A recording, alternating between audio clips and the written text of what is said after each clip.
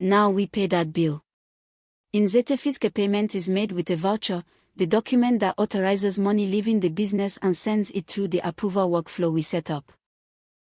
Before money can move on a tax bill, there is one more setup step, telling ZetaFisc which ledger accounts to post VAT and withholding tax to.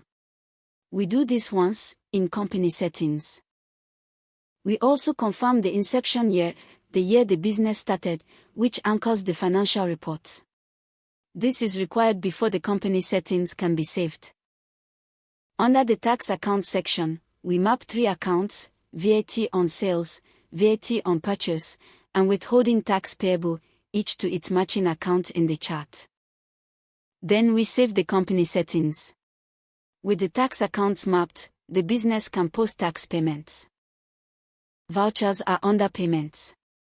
We open vouchers and create a new one.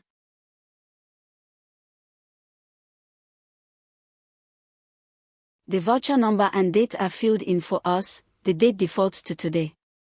The payee is a vendor, so we choose who we are paying. Now the key step, we link the invoice we recorded earlier. This pulls the bill straight into the voucher, so we never pay more than we owe. The voucher has inherited the invoice, its amount, its accounts, and its currency, which is now locked to match. We can pay in full or in part. Here we pay the full outstanding balance. We choose how the money goes out by bank transfer and set the payment date to today. We create the voucher. It is saved as a draft, nothing is paid yet. A draft voucher has no effect until it is sent for approval, so we open it. From the voucher itself we click Submit for approval. This sends it into the workflow we built, first manager review, then final approval.